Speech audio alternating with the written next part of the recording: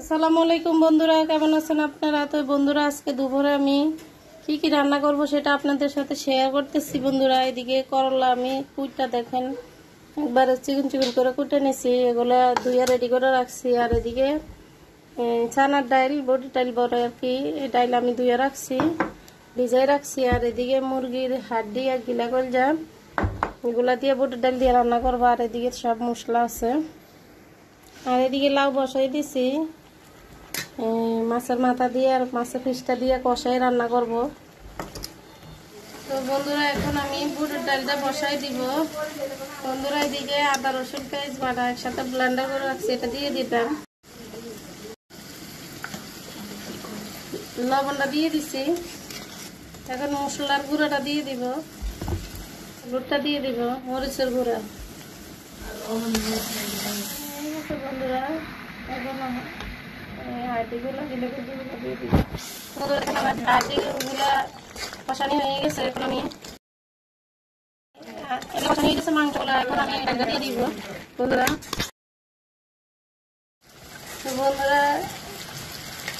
ডাল মাংস কষানি হয়ে গেছে, এখন আমি জলটা দিয়ে দিব। তো বন্ধুরা, ওই দেখেন আমাদের পিঙ্কি কেমনে ভর্তা বানাইতেছে। পিঙ্কি হয়েছে ভর্তা বানানি? হয়েছে নন্দ। এদিকে আলু, কাঁচামরিচ, মাছ, লবণ। পিঙ্কি লবণ দিছ? ধনিয়া পাতা দিয়ে দিছ?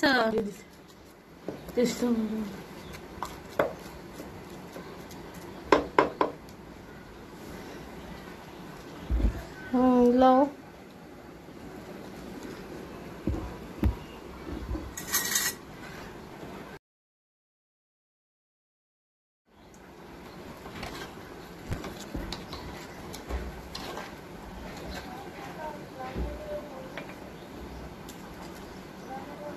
ভর্তা বানানো হয়ে গেছে, এখন পিঙ্কি উঠাই লাইছে।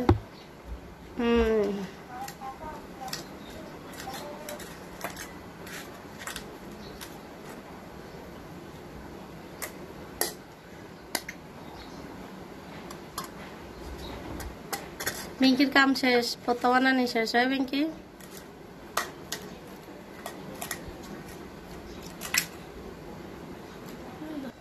তো বন্ধুরা, আমাদের ডাইল হয়ে গেছে, ডাইল রান্না হয়ে গেছে। বন্ধুরা, দেখছেন তো কত সুন্দর গাঢ় হয়েছে। বন্ধুরা,